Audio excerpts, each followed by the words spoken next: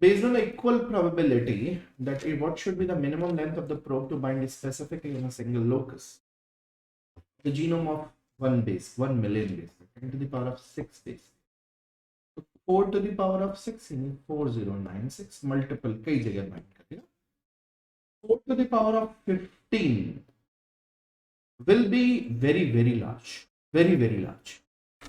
4 to the power of 10 means 4 to the power of 6 multiplied by 4 to the power of 4 means 4096 and multiplied by 256.